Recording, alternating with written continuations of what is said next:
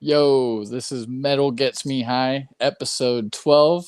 We have Matt of Sentient Horror on. I'm Al, your host. My co-host, Ramon and Brad. What's going on? How you doing? What's up, guys? How you doing? How's it going? Well, man, I found out about your band just this year on Bandcamp. Ramon over here sent me over the link. I was like, dude, you've got to check this out. So I Hell checked yeah. it out, and it's certainly one of the better releases of the year, and I feel like that's impressive given how much there's going on in the death metal scene. I would say over the last year or two. Yeah, So for sure. let's Thank you, by the way. Thank yeah, you. man, no problem at all. It was on some top tens. I've been seeing it everywhere on top 10. So Yeah, it was you're killing definitely it. that was my number. That was in my top two actually. Freaking for the year so far. So Oh, awesome. Thanks a lot. I love that shit, man. It was great. Thank you so much. Thank you. I saw recently you guys were doing some sick shows with Maul and Yes. Tombstoner, man. Mhm. And Maul, another band, released one of the cooler albums of this year as well. Man, if we were in the New York area, those would be some sick shows to hit. Yeah, no, they're great. Both of them are on our label as well too, Redefining Okay. Darkness Records.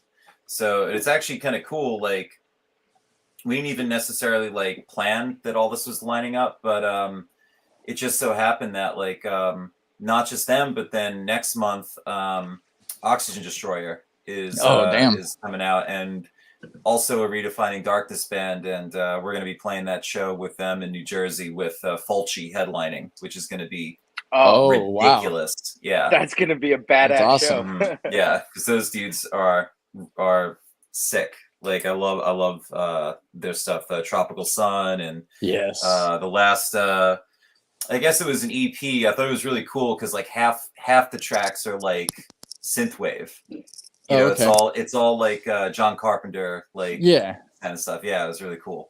And like Blood Incantation kind of released something similar to that last year, right? Something Yeah, like an synthwavy. ambient kind of record. Yeah, this is more like it almost sounds like like a '80s horror movie soundtrack. Okay. Yeah, it was, Like those I keys. dig that. Yeah.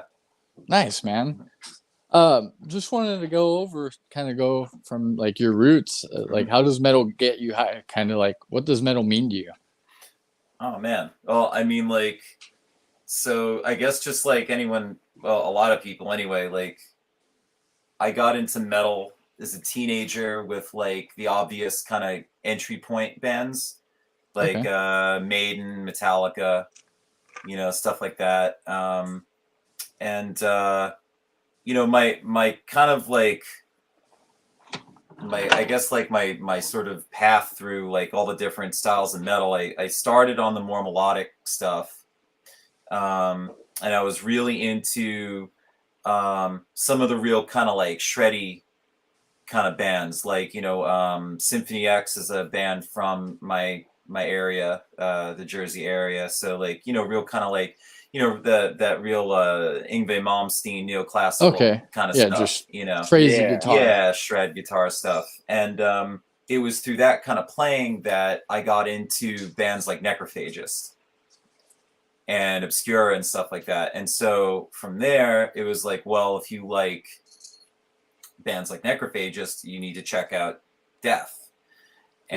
And then that sort of, that trail kind of led down to the more old school stuff, and which is where I am now as far as the kind of metal I'm playing. So Nice. mm-hmm. Who are some artists that really influence you in your art? Definitely like I guess probably one of the more, I don't want to say they're like unsung, but they're not one of like, obvious anyone who's heard our stuff kind of gets that there's a big Swedish death metal influence. Yeah. Definitely. Yeah, it's the really technical kind of guitar playing. Yeah. Entombed, as I'm Hell wearing, yeah. the Actually, Entombed yeah. shirt. But within that scene, I mean, obviously the Entombed Dismember, but Yeah. I'm a big fan of the band Edge of Sanity. Yeah. Okay.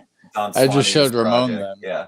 Mhm. Yeah. And yeah, I love Edge of Sanity. So that's kind of one of the influences that I guess it's not one of the more typical ones you hear, current bands name drop. They'll name drop Entombed, they'll name drop Dismember, or Grave. But yeah, Edge of Sanity is a big one for me. And another band that I don't hear get name dropped too much is Gorefest. I'm a big Gorefest fan. Yeah. I mean, besides kind of the obvious ones, I mean, probably besides the Swedish stuff, Carcass is a big one for me. One of the It's a greats. huge one. Death Death was my entry point into death metal, so they've been, one of my favorites for a very long time. I would say like those are probably like the main for Sentient Horror. Those are probably the big bands I pull from when I think about the main bands that influenced me. Yeah. Okay. Nice. And you know what? Yeah. Go ahead. No, you go ahead. I was gonna say, you're such a technical player, and I know you're the vocalist too. Mhm. Like, how hard is it switching your hats back and forth between guitar and vocals? And like, have you done that for a while, or did it take like a while for you to get that down? It did. And whenever because we had Stephen Bull of 200 Stab Wounds on, Mhm. and I kind of asked him kind of a similar question, and yeah, he was telling me it was difficult for him in the beginning too. So yeah, I want to get your perspective.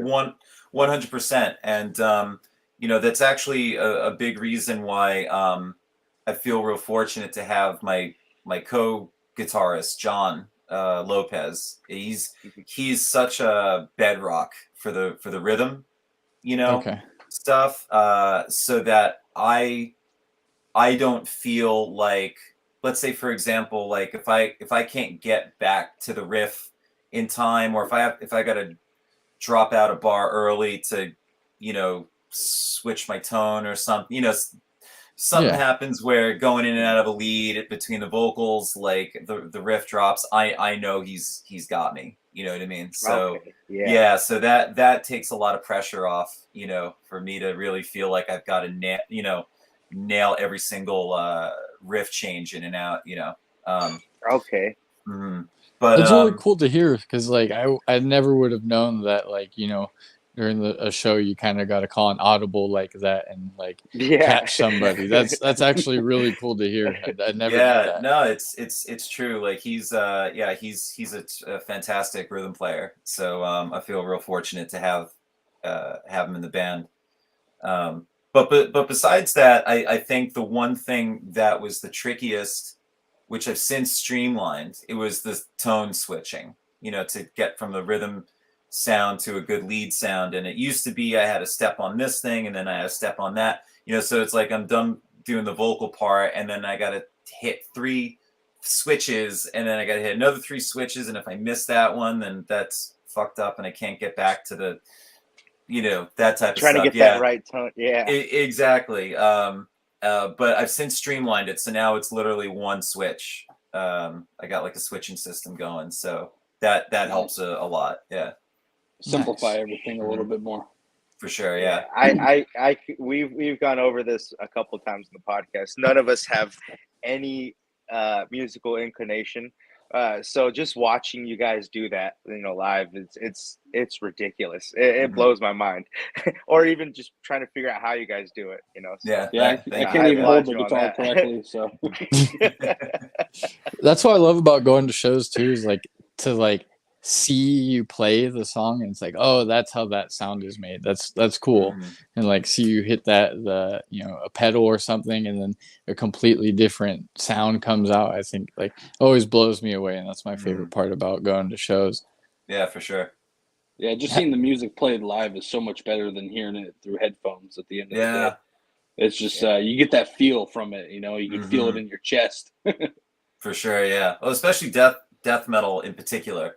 Yes. I feel like just like the live experience is definitely preferred to the album experience, if I had to pick one. Absolutely. Yeah. Every time take the live performance. Yeah. Every time.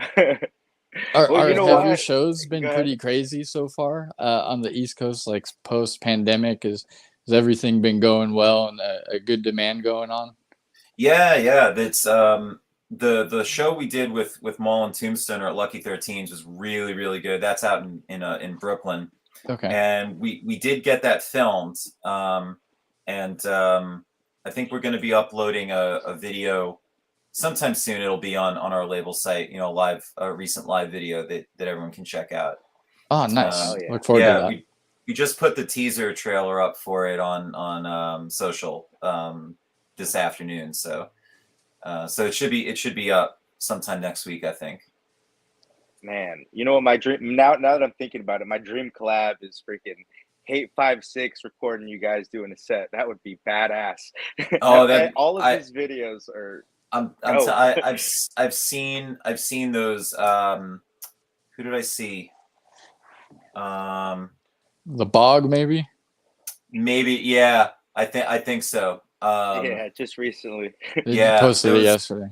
Yeah, that was that, and there was another one. It might have been 200 stab wounds. 200 has been on it. Okay. Yeah, I know Phobophilic had one not long ago. That was really good. Yeah, those videos are always really good. Yeah, for sure. And he gets. Go ahead, Brad. No, continue on that topic. I was just gonna say, like, and I don't know how Sonny from Hate 56 does it, but like the way he captures some bands, like little things like their snare or their bass in his live videos, like I feel like those are the first two things to kind of mess up audio on live performances. But like him and whoever his sound guys are, he nails those two things every time, and that's why his videos stand out. Yeah. No, they're all great. The video quality is awesome. The audio quality is awesome. Yeah. I saw he's doing Rage Against the Machine shows too. So really good for him. I mean, I'm sure that's a dream come true. Yeah, for sure. A big band. Go ahead, Brad. Yeah, what were you going to say? I was just going to ask you, Matt, how did you come up with Sentient Horror as the name of your band? So we were originally Sentients. Okay. And that was the demo was put out as Sentience, and that was just a suggestion a friend of mine had, and I was like, oh, I haven't heard that name before, kind of cool, I guess. So we were that, and then we got picked up for our first record, and we had two labels supporting us for a while. So Redefining Darkness is the U.S. label, which we're just with them now. But initially, they didn't have great European distribution, so we had to get a separate European label, and that label was Testimony Records. So they've done all of our releases for the European market, but the label head was like, hey, there's another band called Sentience from the UK, and we were like kind of aware of them. But they're more of like a genty progressive band, so I didn't think it was like, and they were like active and then they were inactive, so I was like, is the name up for grabs? Anyone care? But I guess because they were I guess doing shows in Europe, they didn't want any confusion, so they asked us to do a name change, and I was like, oh, let's make it more obviously death metal sounding and stick horror at the end, so Sentient Horror. There you go. And there you go. Yeah. So that's basically how that happened. Yeah. That's pretty cool. It's a great name. Thank you. Yeah. If the shoe fits, wear it. What was that? I said, if the shoe fits, you just gotta wear it. Yeah, exactly. Yeah, hell yeah. I like the Sentience too, though. That's a good name too. I don't know. It kind of reminds me of like Pestilence. Yeah. I like that kind of sound for sure. Yeah, definitely. And to comment on your Entombed shirt, one of the things when I kind of found out about you that also made me a fan. Of course, you guys have the Entombed cover on Rights of Gore, but then I saw back in 2017 you guys did an Entombed set, and I was like, man, that's killer. They're one of my favorite bands, and you guys did them justice. Yeah. Thank you. Yeah, that was a lot of fun. That was so on the up in Massachusetts in Worcester. There's some promoters that we work with. Dude's name's Kevin Ord. He books at the Ralph's Rock Diner. So that's like a like a big spot for a lot of death metal shows that come through. And he had a partner that they ran a promo thing, like a promotion, band promotion for shows. They would do annual Halloween shows. So they would get bands to cover another band's, like, for a set. Yeah, that's cool. And so that was what we did there, So we were the Entombed band for that year. That was a cool year too, because there's also a bolt thrower. Oh, damn! On the same night, yeah, that was fun. Yeah, sounds like a fun night of death metal. Oh yeah, it was. Yeah, I had a chance to watch it. Yeah, you guys did it total justice, as Al said. You. It was you guys nailed it. Thank you. Yeah. Oh man. Now you know what? With the East Coast, there's so it's got me and Al talk about this all the time. It's such a breeding ground right now for death metal and metal in general. Mm-hmm. Are there any like collabs with any up and coming bands you would you hope to do in the future? Is that something that you've thought out?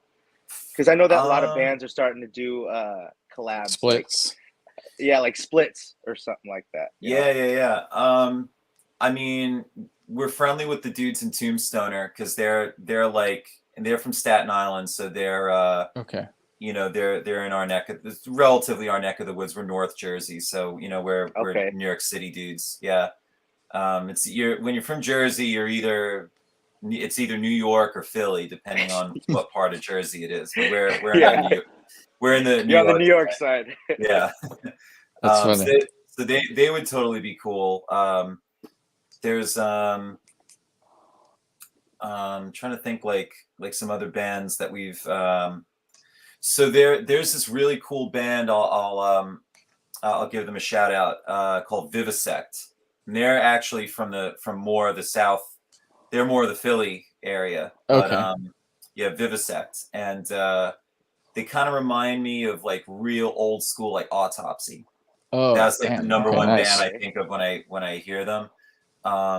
So yeah, I think they'd be a cool band, them Tombstoner, and trying to think any other ones at the top of my head. Those would be my two big choices for like this area. Yeah. Nice. That's a great choice. I just recently actually found out about Tombstoner, and I loved them. I immediately showed Al, or did you show me? I think I showed you. The only reason I found out about them, honestly, was I saw Metal Injection did like a top 10 of the current death metal bands, and there are a lot of bands I listen to, but there's just so much good metal out there. It's hard to get everybody sometimes. Yeah, it's true. And I saw Tombstoner was number one, and I was like, man, if they're number one, and like the bands that I enjoyed that were on this list, I think were like Gate Creeper, Undeath, 200 Stab Wounds, those types of bands.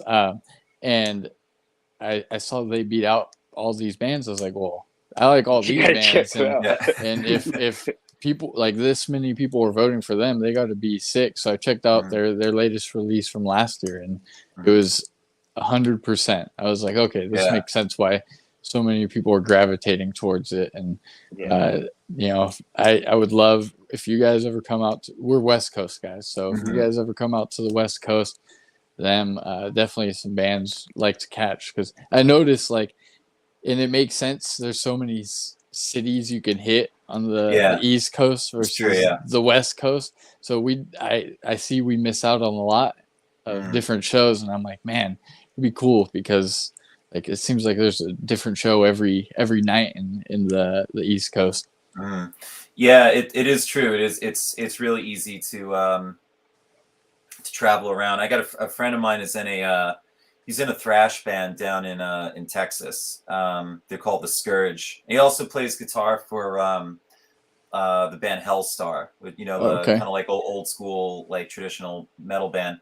And he tells me he's like, dude, like you travel 3 hours, you're in Maryland or whatever. He's just like, I travel 3 hours, I'm still in fucking Houston, you know, or like, you know, like, Still in Texas. yeah. So for them, it's like, yeah, like to get out of that state to play a show, you know, other shows. It's like you gotta almost like fly out, you know. Yeah. So yeah, it is nice to be in an area with so much of a cluster of potential places to play, you know. Yeah, and one Yeah, of the things that's that always drives me crazy too is when you see like a super sweet show, but they have like, you know, rotating spots on the show. The show that I could think of off the top of my head is I know Vomit Fourth is going to be on this 200 Stab Wounds and Creeping Death tour, and they're not on like our date. And it's like, oh, I know this is schedule like, you know, scheduling type thing, but it's always one where you're like, Yeah, dang I it. know. Yeah, I I'll see that send a me lot 2 too. things a week. He'll send me like 2 shows a week. Hey, guess what? This one's coming nowhere near us. Yeah. Sometimes I'll tell you what though. Sometimes there are tours that come around where it's just like they do wind up missing. So it's either they wind up missing like an easy to get to show for me because even though we're close to New York, sometimes it's kind of a bitch to get into New York depending on where the show is, Makes sense. or the what happens more frequently is that like I work nights. You know, Okay. I'm a guitar teacher for a living, so you know Nice. I'll teach until like 9 o'clock at night. So if there's a show that's on a weeknight, like I just can't make it. You know what I mean? And so Yeah. so the odds are stacked against me for Can getting I out to to a can I lot of just say shows. can I just say it definitely shows that you're a teacher because man, you kill it. You're so technical on the guitar. I could tell you Oh, thanks, practice man. that thing Thank nonstop. you. Yeah, no, it's a very it's a fun line of work to do what I do. But yeah, it's you know the odds are stacked against me. You know, Yeah. more nights than others are going to be a weeknight. I have to wind up it's one show. Obituary and Carcass are coming around, and that will end Yeah. up being a weeknight in for my area. And literally, there's not a single show on that tour I could even like drive out, you know, a reasonable distance to go. I think like Toronto was like, the closest. Okay. The You gotta go past the closest Weekend. one. border. Yeah. So See, Oh man. we're like more rural California, so no mhm. matter what, we've either got to drive an hour and 20 minutes to Sacramento or The an hour closest. and a half to the Yeah. Bay Area. So it's always like sometimes there'll be like 3 really cool shows in a week, and it's like, well, you know, I got a girl, I work a normie job, Mhm. and it's like, can I really even hit 2 in a row if I even wanted to? So Yeah. but hey, I'm just happy the shows are back. It's Oh, for been sure. so much fun since they're back. Yeah. No, it really Life has feels been. a little normal again for sure. Yeah. Yeah, it's awesome, especially like I said, the Lucky 13 show we did was packed. That's good. Hell yeah, Yeah, that's great to packed. hear. Yeah. And And hopefully too, just to plug this fest that we're doing this week, and again, it's the Into the Darkness Fest, okay, nice. which is Oh yeah. it's getting thrown by our label, Redefining Darkness. So it started out as a label showcase, but then it grew into like a proper kind of like fest that Thomas, who's the head of the labels, he's putting on, and he's got the first night, which is tomorrow night. Mgmh is the headliner, and it's like Oh, damn. one of only like a handful of shows they're even playing like all year.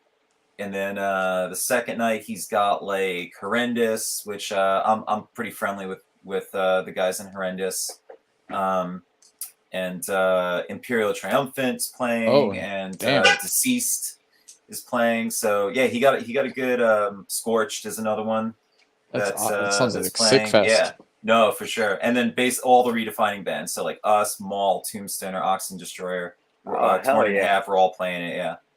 Hell yeah. Hopefully you guys sell all that merch behind you. Yeah, that's the plan. That's the plan.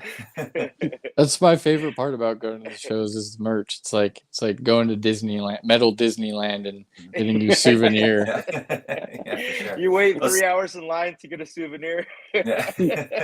Well, especially at Fest, because you got all the bands got all their stuff, you know. Oh, so Yeah. So that's in That's Youngstown. my favorite part about Fest. Oh yeah, for sure. Like you know what all I've the noticed? tents just lined up right next to each other, a big long row.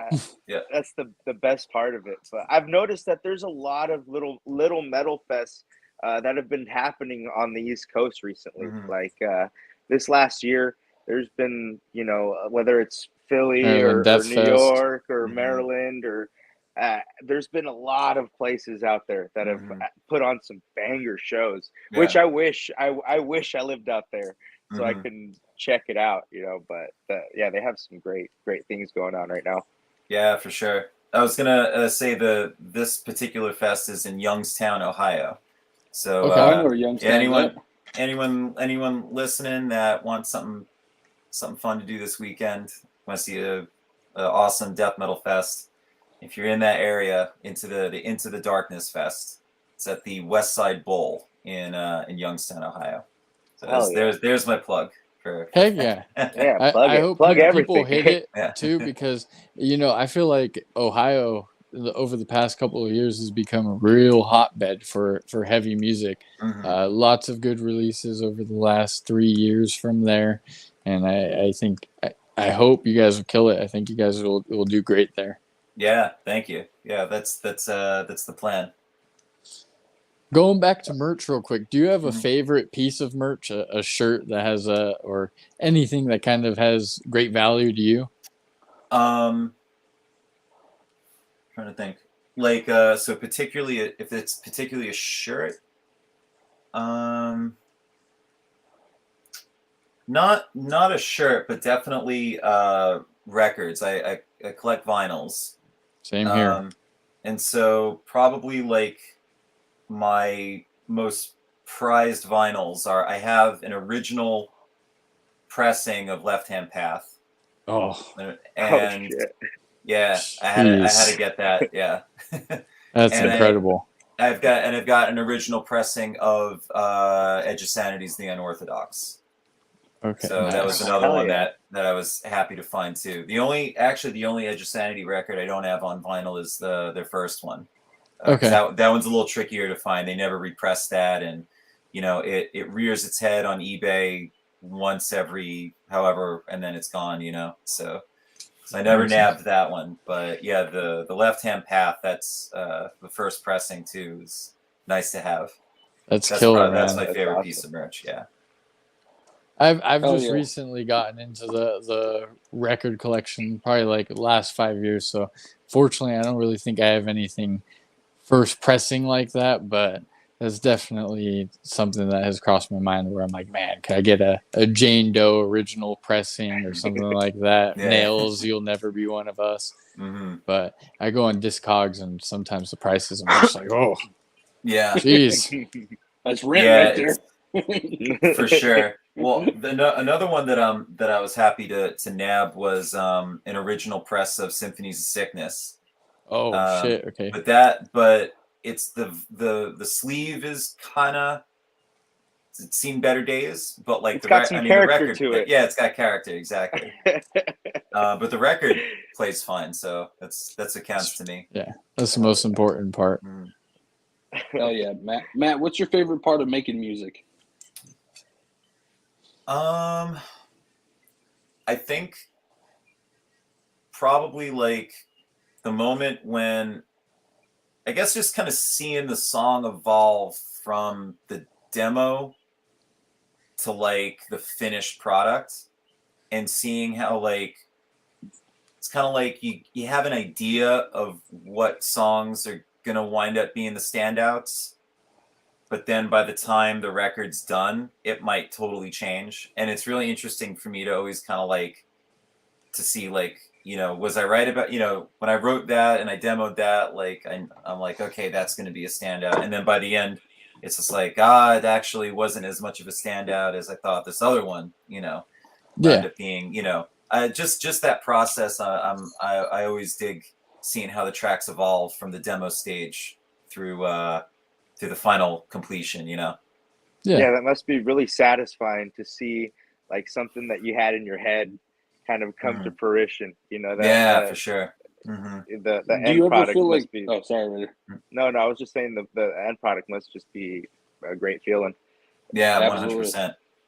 Do you ever like do the whole song and then are not happy with it and completely start over on it? Yes. Oh, Yeah, I've done that that. must be crushing too, because Um, you thought you had something. well, what I usually do, I don't usually take it at that, but usually what I'll do is I say I save it for parts, you know. So like, Okay. so basically, it's sort of like maybe the whole song doesn't work, but maybe there was a riff somewhere in there that Okay. I can repurpose, you know, later on. Or something happened. So for this latest record, Rights of Gore, there was a track that I was working on, and I actually went in to the studio or rehearsal space with our drummer Evan, just to kind of like, I'm like, oh, I don't know like the order these parts should go in, and you know, we kind of like hashed something out, and then I took it back home and I was just like, man, it's not working. I'm gonna like take half of these riffs out and make what's left like its own thing.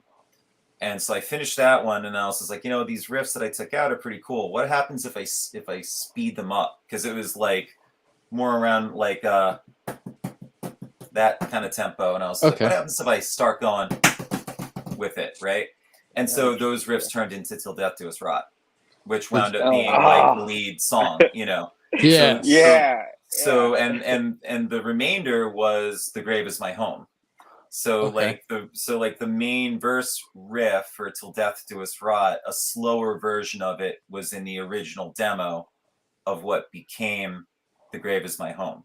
But then Okay. like And so we that song is amazing. They're both of those songs are amazing, but "Grave Is My Home." That I just listened to that actually before I got on here. I was like, "This is hard as fuck." nice, thanks, man. Yeah, so stuff like that happens all the time in the writing process. So you never know, like, you know, what. And there was another funny thing that happened on the last record on Morbid Realms, where I was writing a tune. You know, it was a fast tune, and I was going to have just kind of like a field change in the drums. But in my recording software, I had accidentally had the tempo set too low. Oh, okay. So it was like fast, fast, fast, and then like it hit this part where instead of going, it started going, and I'm like, that actually sounds really badass. I'm gonna keep that, Hell yeah! and that was the song "Cemetery Slaughter" has that. So it, you know, it's just little things like that was like a weird accident that It's a happy totally accident right changes. there. Yeah, it totally just changes what the song winds up being. You know. So that type of stuff as a writer is really fun. Like when that you can't plan any of that stuff either, you know. So Yeah. it's just you kind of like you see the opportunity and you run with it, you know. Definitely. Where would you say most of your ideas come to you? Are you like, will you wake up from sleep and be like, oh shoot, and think of a riff, or is it just like practicing? Yeah, usually like so here I'm in like a little, you know, music studio kind of setup I have here. If I know I'm gonna write, I'll have everything all kind of set up in my recording software where it's all ready to go. All the drum stuff is all loaded in, and I'll just start riffing. And it's, you know, something that catches my ear, I'll start laying stuff down. As far as sometimes lyrics are a little bit different though, like they'll pop up to me in different ways too, you know, like, Okay. but for riff writing, yeah, it's usually when I'm here and I know I'm going to sit down to work on a riff. Occasionally it's been like off time, like at my work. I work at a music school called the School of Rock. It's like a franchise, you know, for sick. music school. So like I'll have downtime, and there's been moments where like I'll just be messing around. I stumble upon a riff, but I'm like, shit, I gotta take my phone out and record this before I forget it, because I got a student in like 5 minutes. So, so occasionally, yeah, an idea will come there. But that's always is interesting too, because you know I teach on a obviously I got to teach on a regular tuned guitar, but all of our stuff is down tuned pretty deep. Yeah, we're in B standard, so even if I stumble upon an idea, if I take it home and switch it, like the riff will just sound totally different anyway, which you know, I mean, might be cool, might not, but yeah, so that can happen too. Okay. Now, like an album, like Rites of Gore, it's a great album. How long does something like that go from like an idea in your head to like a finished product? How long does a process like that take? I try to set like deadlines for myself, and I try to get it so that like I try to knock out a song a week, like when I'm doing it. That's typically what I try to shoot for, because I feel like with death metal, if you sit on stuff for too long, you lose that. There's got to be like a kind of spontaneity to the riff. And that's a piece of advice I read, an article, what's his face, Blackheim from Bloodbath was talking about writing death metal. I think that's his name. But yeah, the guitarist from Bloodbath, and I mean, I read this like way early on when I first started writing, you know, for the demos and stuff, and I'm glad I read this back then, because he said that like, you know, the first Bloodbath EP was like written and recorded over a weekend. Jeez. Wow. And he's just like, like death metal riffing has to sound spontaneous and like exciting from the gut. And if you just kind of like sit on it for too long, it starts losing that. So, you know, that's a piece of advice I took to heart with my writing for this stuff. And yeah, you know, if I'm like, yeah, that riff's good, go. It's in there. Just track. I'll think about it later. I'll figure out the arrangement later. But like, yeah, just get the riff in. You know. Down. Yeah, exactly. That makes a lot of sense, because I actually kind of found out. For whatever reason, I've never really listened to Bloodbath, and then I heard the song "Eaten" for the first time, like probably 2 days ago, and I was like, "This is the funnest and catchiest death metal song I've probably ever heard." So it's funny you say that, because like that is a very spontaneous song. I feel like the riff is beautiful, and then like I said, it's super catchy for being a death metal song. And I tend to favor the catchier stuff, you know, me personally, like you know, a lot of the bands I name drop, especially Death. I think Death might be one of the catchiest death metal bands ever. Oh, like, there's always something, like whether it's a riff or a vocal hook. Chuck was great coming up with vocal hooks. You always remember, yeah. Like I hear the one that comes in my head like once a week is Spirit Crusher. The dun dun dun dun dun. For sure, yeah. And they're a band too that they've been fun for me. Like I found out about them probably 8 years ago, and I've really got more of their music as I've gotten older. Where like my favorite stuff I got in with Human. That was the album that caught my attention, and they blow my mind. So I can see how they're a big influence on you, especially. And I feel like Chuck changed metal guitar for the better, for sure. For sure, yeah. I think that, like, you know, Death might not have been the most brutal of all the bands early on, but he definitely did real interesting stuff, and each record there was just like a progression going forward, you know what I mean? Like, yeah, you never just kind of sat on one vibe for more than one record in a row. It just kind of kept going, you know what I mean? Yeah, definitely. Yeah. And it was like an evolving sound to his music. A lot of death metal bands, unfortunately, might have a dud or two in the discography, and they're certainly not one to whoever had one. When you look No, at maybe like, I don't think so. Yeah, to me, I've even said before. I've told people, I think Death is the most perfect discography of any band. So I can't think of one bad. I mean, obviously, like people have their preferences for later or early, but I can't think of a single bad record. Everything's either good or great, and not a single record has a filler track on it. It's just like you just pick whatever, and the whole way through is going to be a great album. I can't think of any other metal band, period, that I can say that about. At least off the top of my head, I'd have to think about it. no, I'm not going to disagree with you on that. Yeah. Anything you put on by them is just hard as fuck. So you can't complain with it. Yeah, for sure. Well, we'll start to kind of wind it down. One thing we always like to ask our guests, kind of to end the show, that we always do, is we give a song suggestion to somebody who's maybe maybe not completely into metal, maybe they like metal a little bit. What a song you would recommend to them? Be like, you know what, like you might like this might catch your attention. So are we talking just like because when I think about when I was a kid, like I mentioned, like Maiden and Metallica was like my gateway. That to me, that stuff is still, I think, some of the best entryway metal for most people.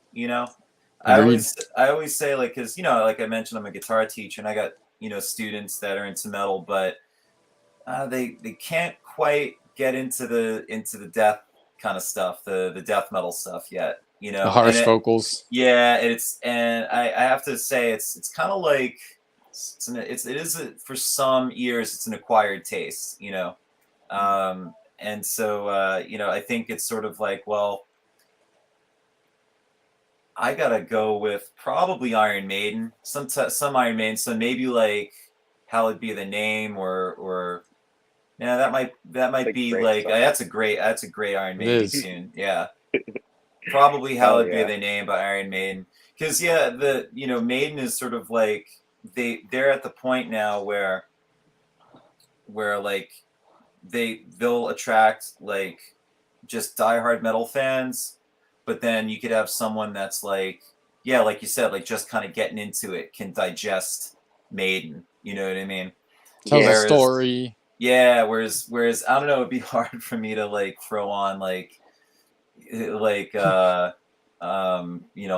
meant like Autopsy or something to like somebody who's never heard metal before, like here. Like, as we say, deal with this. Throw them into the deep end. Yeah. I mean, hey, no floaties. For some people that might work. For some people that might work. But to me, it's just sort of like get them up to Slayer, and then see if you can go a little past Slayer at that point. But yeah, so yeah, that's my answer. I give them some Maiden. Yeah, I like that because you're right. They're an important band. They're an influence for most of the early black metal, early thrash metal. A very big influence, and sometimes you gotta, in order to appreciate some of the newer stuff, you got to go back to the old stuff. Check out some Sabbath, check out Maiden, and so I think that's a really good pick. What about you, Brad? What's your pick for the week? I'll get to my pick here in a second, but that's a good gauge, the Slayer gauge right there. I think I fall into that category because early on, showed him to him. My metal journey, I was like, this shit sucks, and then I got past that, obviously, and then the door is wide open after that. My metal pick for the week is just something that I was listening to with my dad today as we were driving, and he's like, that's a pretty good recommendation for the people. And it's not heavy at all, but Rooster by Alice in Chains. Yeah, that's a good tune. That. It is. Yeah. They're one of my favorites, and even how they've grown past without Lane. It's impressive, and I like how they didn't go to get a Lane replacement. They went kind of in a different direction. It works for sure. Yeah. What about you, Ramon? What's your pick for the week? You know what? The other day I was driving down the street, and I think I was driving to the store, and was listening to, I think maybe Turbo on Sirius XM. XM, and the song this what is it? This Heartbreak by Kill Switch. We've done this a few times, so The end of yeah, heartache. the end of Heartache by Kill Switch. I'm probably gonna have to recommend, because it's a pretty heavy song in some parts, but there is that digestible kind of clean singing by the gentleman. I slips my name right now. Howard, yeah. And he's got great clean singing, but it does get heavy in some parts. So I would say I'm gonna recommend that just off the top of my head. You know, it's Nice. funny when you said you were listening to Turbo for a second, I thought you were talking about the Judas Priest record Turbo. Oh, Which it's funny that because would be a great pick too. Yeah. speaking of Priest, that's who I was gonna go with this week. The song that I was gonna go with is my personal favorite Priest song. That's Electric Eye. That's, to me, that's the best song. They've got so many, so it's hard to say a best song. But whenever I want to go to a Judas Priest song, that's usually the first one I go to. I love the chorus. I love the guitar work. Yeah, that's a great tune. It really is. And I feel like it's digestible. I feel like if you know, that's something that comes on in the peripheral. Sometimes we work at a car dealership, me and Ramon, and that's like we hear Judas Priest going on in the background pretty frequently, and it's always like, oh, okay, that's good to know that there's some metal flowing around here. Nice. Oh yeah. Well, before we get going, let's shout out any dates you have. I know you mentioned the festival coming up this. It's Into the Darkness, you said. the Into the Darkness Fest. That's this weekend. We're playing on Saturday, but it starts tomorrow. I think like the main, like I said, the main kind of roster of bands is on Saturday, but Mgmh is the headliner tomorrow, so that'll be cool to check out. We got I mentioned the show we're doing with Fulci and Oxygen Destroyer, and other two bands on there. Another two really excellent Jersey death metal bands, Oxalate and Chained to the Dead. So that lineup is going to be at the Meat Locker in Montclair, New Jersey. That's on August. I have to actually check exactly what that was again. August 26th, Friday. And then let's see, the only other stuff that's been announced so far, we have some stuff that hasn't been announced yet, but we're doing another festival in York, Pennsylvania on September 24th, and that's the Shadow Woods Festival. Okay. So we're going to do that one, yeah. Cool. And then we put in our description your Bandcamp. People go there, buy some merch. We can support the music.